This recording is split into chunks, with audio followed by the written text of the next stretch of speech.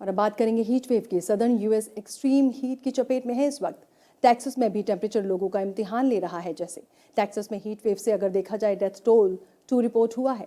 Arizona से लेकर Alabama तक देखा जाए तो 55 मिलियन लोग इस वक्त एक्सेसिव हीट वार्निंग के अंडर में हैं।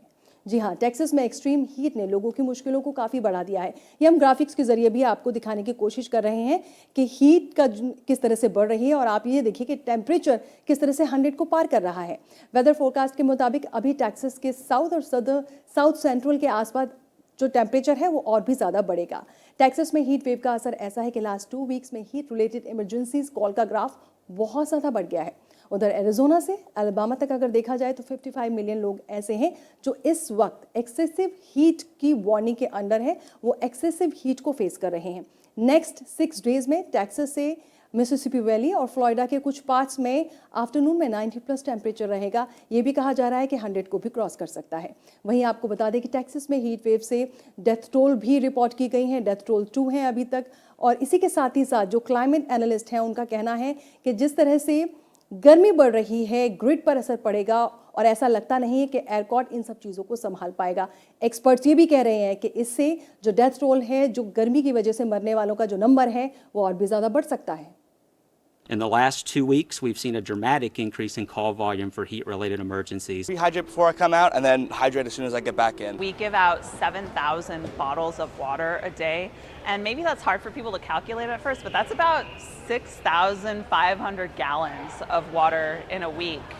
So a heat dome is an area of high pressure. It's a high pressure weather system that gets parked in place, and it dries out all the water, all the moisture, and then it starts just heating, and there's no rain and there's no clouds, and so it just gets worse and worse. Human-caused warming has made heat waves, heat domes like this hotter, more frequent, longer lasting, and covering larger areas. तो आपने देखा कि heat wave को देखते हुए लोगों ने किस तरह से तैयारियां की हैं और एक्सपर्ट्स किस तरह से कंसर्न जता रहे हैं। जी हाँ, यूएस के सदर्न पार्ट में जो देखा जाए तो रिकॉर्ड टेम्परेचर ने नॉर्मल लाइफ को पूरी तरीके से डीरेल कर दिया है और उसका बुरा इम्पैक्ट देखने को मिल रहा है। अगर देखा जाए इस वक्त 55 मिलियन जो लोग हैं वो हीट अलर्ट को फेस कर रहे हैं। एरिजोना की बात की जाए, फ्लोरिडा की बात की जाए, यहाँ ये जो तमाम जो स्टेट्स हैं यहाँ पर गर्मी लगातार बढ़ती जा रही है। 55 मिलियन जो लोग हैं वो हीट अलर्ट के अंडर हैं। इस पूरे बेल्ट में एक्सेसिव टेम्परेचर ने लोगों की मुश्किलों को काफ़ी बढ़ा दिया है। चाहे हम डैलस की बात कर लें, न्यू ऑर्लिन्स की बात कर लें, बेटन रूज की बात कर लें, यहाँ पर जो टेम्परेचर है वो ट्रिपल डिजिट में पहुँचने के लिए तैयार है। नेशनल वेदर सर्विस का कहना है, उनका प्रेडिक्शन है कि जिस लेवल पर टेम्परेचर पहुँच रहा है उसे देखते हुए ओवरनाइट रिलीफ मिलने के आसार तो बिल्कुल भी नहीं है। मतलब सनसेट के बाद भी कई रीजन में टेम्परेचर 80 डिग्री से नीचे नहीं आने वाला है। वेदर डिपार्टमेंट के मुताबिक एक ही डोम इस वेव को रन कर रहा है। माना जा रहा है कि इस वीक 90+ के टेम्परेचर का रिकॉर्ड ब्रेक हो जाएगा, या हो सकता है कि 100 के पार भी जा सकता है।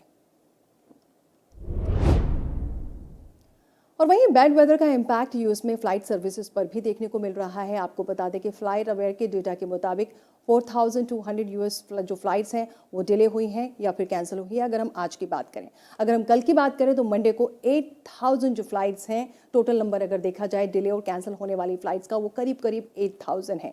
यूएस में बल्क में फ्लाइट्स देखा जा रहा है कैंसिल हो रही है। ये देखिए, ये आज की हम आपको तस्वीरें दिखा रहे हैं कि किस तरीके से जो पैसेंजर्स हैं वो एयरपोर्ट्स पर परेशान नजर आ रहे हैं, क्योंकि फ्लाइट्स वहाँ से निकल ही नहीं पा रही हैं बैड वेदर की वजह से। जी हाँ, फ्लाइट्स या तो कैंसिल हो रही हैं या फिर डिले हो रही हैं। दरअसल बैड वेदर और स्टाफिंग इशू, ये दोनों फैक्टर्स हैं जिसकी वजह से फ्लाइट्स पर इम्पैक्ट देखने को मिल रहा है। फ्लाइट कैंसिल होने से जहां एयरपोर्ट्स पर क्राउड बढ़ रहा है, भीड़ बढ़ रही है, जो कि आप देख रहे हैं, वहीं पैसेंजर्स भी अपनी डेस्टिनेशन में पहुंचने को लेकर काफ़ी परेशान नजर आ रहे हैं। तस्वीरों में साफ नजर आ रहा है। आलम यह है कि कई पैसेंजर्स फ्लाइट के इंतजार में टर्मिनल में भी सो रहे हैं और कुछ को मजबूरी में वहीं होटल बुक करवाना पड़ रहा है। नॉर्थ ईस्ट डाउन से फ्लोरिडा तक बैड वेदर विजिबल, एक तरह से यहाँ पर देखा जाए तो विजिबिलिटी का भी एक बड़ा इशू देखने को मिल रहा है, जिससे कि फ्लाइट्स का टेक ऑफ होना मुश्किल हो रहा है और इन सब का जो भुगतान है कहीं ना कहीं पैसेंजर्स को करना पड़ रहा है।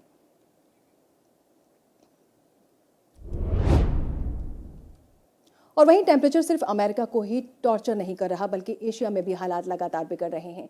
क्लाइमेट एक्सपर्ट्स ने जो हाल ही में स्टडी की है वो ये बताती है कि इंडिया और अदर एशियन कंट्रीज में हीट वेव से हालात बेहद खराब हैं।